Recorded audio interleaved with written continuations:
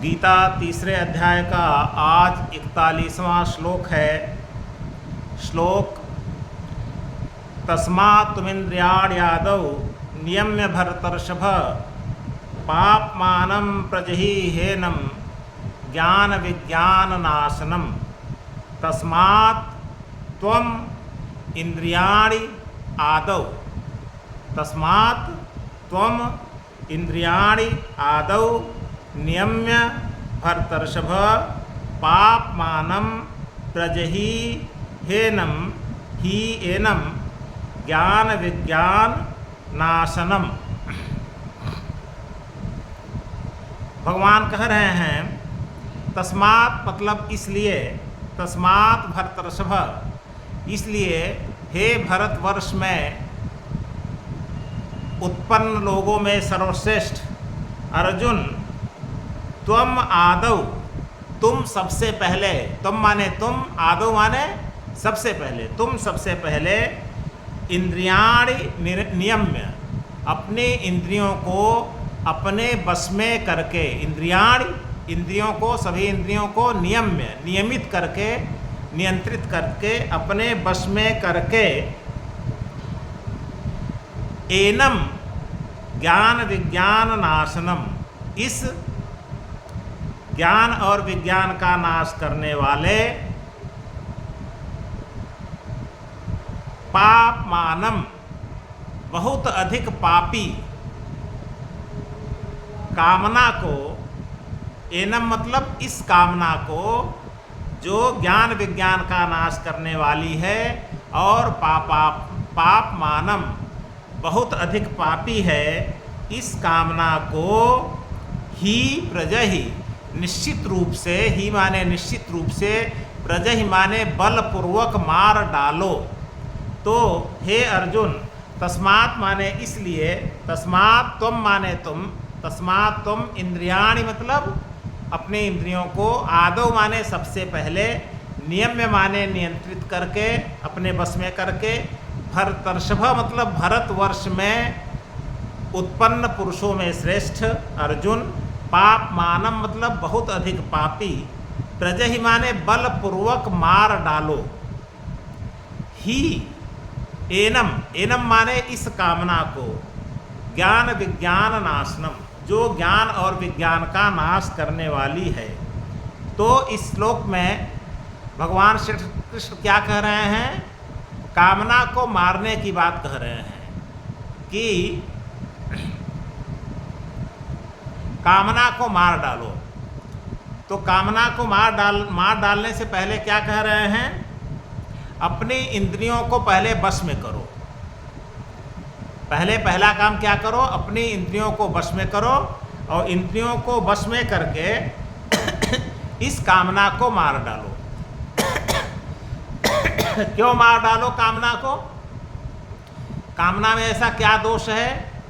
यह कामना एक तो ज्ञान और विज्ञान का नाश करती है, दूसरी बात बहुत बड़ी पापी होती है, बहुत पाप उत्पन्न करती है यह कामना, इसलिए इस कामना को मार डालो। तो अपने इंद्रियों को पहले नियंत्रित करो। इंद्रियां कौन कौन सी हमारी इंद्रियां हैं? 5 ज्ञान इंद्रियां हैं, 5 कर्म इंद्रियां हैं, एक मन भी इंद्रिय कहा जाता है, एक आदर्श इंद्रिय कहे जाते हैं। तो कह रहे हैं पहले अपने इंद्रियों को नियंत्रित करो। होता क्या है कि संसार का कोई भी विषय होता है, तो जैसे आँख इंद्रिय है, आँख से हम उसको देखते हैं, आँख से देखते हैं तो आँख इंद्रिय ही देखने का कार्य करती है, इसी से संपर्क स्थापित होता है और यहीं से कामना हो जाती है। आँख से हम कोई सुंदर पुष्प देखें और कामना हुई बड़ा सुंदर पुष्प है, चले पास में इसको तोड़ लें, इसको देखें इसकी सुगंध कैसी है, तो तुरंत आँख से देखे और सुगंध के लिए फिर जैसे हमारी नासिका है, अब गंध की कामना, नासिका तुरंत ये चाहेगी कि इसका गंध कैसा है। इसी प्रकार से अच्छे गीत संगीत हैं तो कान चाहेगा कि इसका स्वर कैसा है, शब्द सुनना चाहेगा। रसना हमारी जिह्वा ये चाहेगी किसी का स्वाद कैसा है। तो ये जो हमारी इंद्रियां होती हैं, त्वचा स्पर्श करना चाहेगा, तो इंद्रियों से विषयों का पहले जहाँ संपर्क हुआ तुरंत कामना उत्पन्न होती है उस विषय को प्राप्त करने की। उस विषय के जो भी गुण हैं, गंध रस रूप शब्द स्पर्श, ये सब प्राप्त करने की कामना होती है। और जहाँ यह कामना हुई, फिर संसार में, संसार की वस्तुओं में जबरदस्त संपर्क स्थापित हो जाता है। फिर मनुष्य परमार्थ को भूल जाता है, ईश्वर को भूल जाता है, अपने को भी भूल जाता है कि हम कौन हैं। वास्तव में सारा ज्ञान विज्ञान, ज्ञान का मतलब उचित और अनुचित, उचित और अनुचित अलग करने की शक्ति, यही ज्ञान है। और विज्ञान का मतलब विशेष ज्ञान, जिसको तत्व ज्ञान कहते हैं। तो उचित अनुचित का ज्ञान और तत्व ज्ञान, हम कौन हैं, ब्रह्मांड क्या है, इस ब्रह्मांड से परे भी कोई है या नहीं है, हम कहाँ से आए हैं, हमको कहाँ जाना है, ये सब क्या है, तत्व ज्ञान है। तो जब मनुष्य में तत्व ज्ञान की प्रवृत्ति रहती है तो वो जानता है कि हम ईश्वर के अंश हैं और हमको ईश्वर के पास जाना है।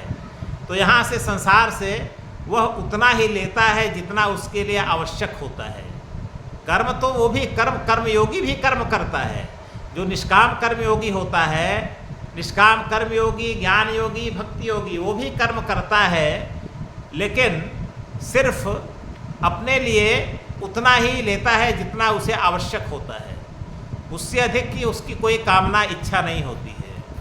लेकिन जो सकाम कर्म करने वाला होता है, जिसकी इंद्रियां इसी संसार में लिप्त हैं, वह सब कुछ पा लेना चाहता है, उसको परमार्थ से कुछ लेना देना नहीं होता है। तो वास्तव में यह कामना जो है, ज्ञान और विज्ञान को ढक देती है, उचित अनुचित निर्णय नहीं लेने देती है और परमार्थ से हमको हटा देती है, संसार में उलझा देती है। इसलिए कह रहे हैं कि यह सभी पापों की जड़ है कामना, और इसको बलपूर्वक मार डालो, बलपूर्वक इस कामना को, कामना से अपने को रहित कर लो। तो ये रहा आज श्लोक संख्या 41।